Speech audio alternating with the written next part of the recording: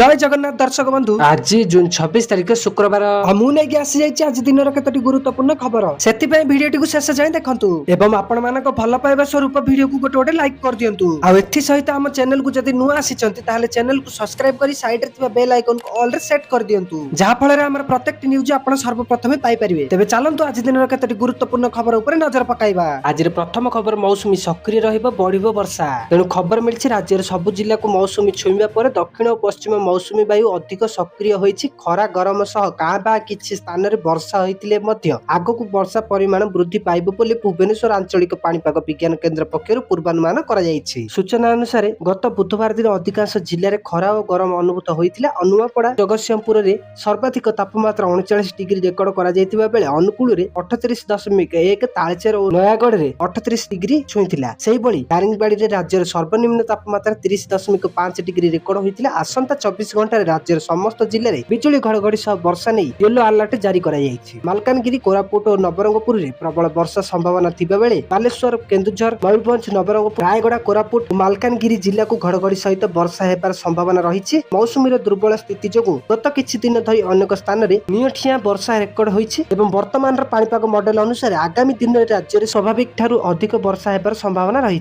परवर्ती खबर बीजेडी रे मिसिले सुजाता तेणु खबर मिली बीजेडी रे मिसिले कार्तिक पांड्यान स्त्री तथा पूर्वतन आईएएस ऑफिसर सुजाता कार्तिकेयन नवीन पट्टनायक उपस्थिति गत गुरुवार दिन विधिवत भाव से बीजेडी रे जोग देइछन्ति। बीजेडी रे आज सुजाता कार्तिकेयन को एंट्री नहीं चर्चा लागी रहिथिबा बेले आज पूर्णछेद पड़िछि। कहि रखुछु कि पांड्यान दंपति को घनिष्ठ कुआ जाउथिबा दलर केते जण नेत्री और नेता मध्य सुजातांक योगदान द्वारा दलर लाभ हेबो बोली किछि दिन हेबो गणमाध्यम रे मत रखि आसुथिले एवं संघ भवन रे बिजु जनता दलर बड़ बैठक बसिथिला। बीजेडी रे जनक पर जणे नेता आसी पहुंचिथिले। वरिष्ठ बीजेडी नेता सुलता देव टुकुनी साहू चंद्रशेखर साहू और स्नेहांगिनी छुरिया पद्मलाभ बेहेरा प्रमुख बैठक उपस्थित रहिथिबा बेले वरिष्ठ नेतांक सह आलोचना करी नवीन पट्टनायक एही घोषणा करिसेंति। परवर्ती खबर आज सुना और रूपा बाजार रे बड़ हार्स तेणु खबर मिली 25 जून अर्थात गतकाली सरफा बाजार अर्थात बुलियन मार्केट एवं मल्टी कमोडिटी एक्सचेंज अर्थात एमसीएक्स रे सुना एवं रूपा मूल्य रे बड़ धरणर हार्स देखिबाकू मिलिछि। प्रबल बिक्री जोगु उभय निजर रेकर्ड स्तर रु क्राश होई जाइछन्ति। गोटिए पटे सुना दर प्राय 1450 और 1900 टंका पर्यंत कमिछि। अन्य पटे रूपा मध्य आज किलो प्रति 2,22,300 रु 2,27,000 टंका स्तर रे कारोबार करुछि एवं 24 कैरेट सुनार मूल्य 1,43,010 रु 1,44,330 टंका मध्य रहिछि। 22 कैरेट सुनार मूल्य 1,30,997 रु 1,32,440 टंका परिसर रे अछि। आ 18 कैरेट सुनार मूल्य मध्य 1,07,260 टंका रु 1,08,390 टंका मध्य रही एवं आज रूपा मूल्य रे मध्य हार्स प्रक्रिया जारी रही। प्रति 10 ग्राम रूपार मूल्य 2450 रु 2550 टंका मध्य रही। आ सेही परि 100 ग्राम रूपार मूल्य 24,500 रु 25,500 टंका परिसर रे अछि। एही हिसाब रे आज 1 किलो रूपार मूल्य 2,45,000 रु 2,50,000 टंका रही। परवर्ती खबर सरकार बड़ निष्पत्ति हटिला कटकणा एणिकी पूर्व परि मिलिबो एलपीजी गैस तेणु खबर मिली ग्राहक मानक पई खुशी खबर। एलपीजी जोगाण को नहीं केंद्र सरकार देले बड़ गुड न्यूज। केंद्र सरकार एलपीजी जोगाण उपर लागितिबा समस्त कटकणा हटाई दैछन्ति। सरकार अण घरोई पैक्ड एलपीजी अर्थात नॉन डोमेस्टिक पैक्ड एलपीजी जोगाण उपर लागितिबा सेक्युलर कटकणा को प्रत्याहार करिसेंति एवं एबे एहार जोगाण को पूर्व स्तर को फेराई आनिछन्ति जहा ईरान और अमेरिका युद्ध पर सृष्टि होइतिबा संकट पूर्वरु थिला। सरकारक पक्षरु कटकणा हटा जिबा परे एबे ब्लॉक एलपीजी जोगाण मध्य पुणी आरंभ होइछि जाहाकू संकट आरंभ रे रोकी दिया जाइतिला। एहाकू संकट पूर्वरु होइतिबा व्यवहार 50%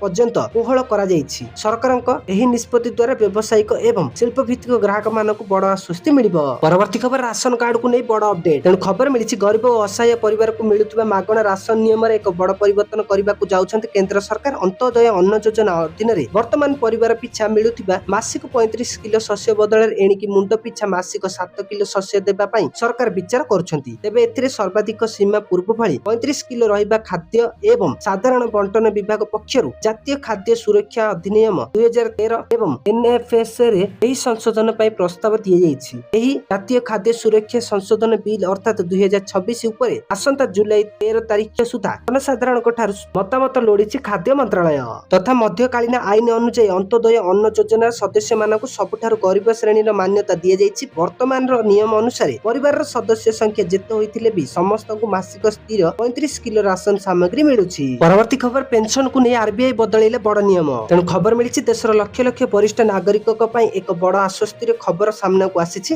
ଅବସର ପରେ ପ୍ରାୟ ସବୁ ବୃଦ୍ଧ ମାସିକ ପେନସନ ଉପରେ ହିଁ ନିର୍ଭର କରିଥାନ୍ତି।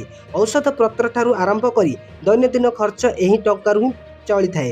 କିନ୍ତୁ ଅନେକ ସମୟରେ ବ୍ୟାଙ୍କ ଗୁଡ଼ିକର ଯାନ୍ତ୍ରିକ ତ୍ରୁଟି ଯୋଗୁଁ ପେନସନ ଆକାଉଣ୍ଟକୁ ଭୁଲରେ ଅଧିକ ଟଙ୍କା ଚାଲି ଯାଇଥାଏ। ପରେ ବ୍ୟାଙ୍କ ଗୁଡ଼ିକ କୌଣସି ପୂର୍ବ ସୂଚନା ନ ଦେଇ ଏକାଥରକେ ବଡ଼ ଅଙ୍କର ଟଙ୍କା କାଟି ଦିଅନ୍ତି, ଯାହା ବରିଷ୍ଠ ନାଗରିକଙ୍କୁ ଆର୍ଥିକ ସଙ୍କଟରେ ପକାଇଥାଏ।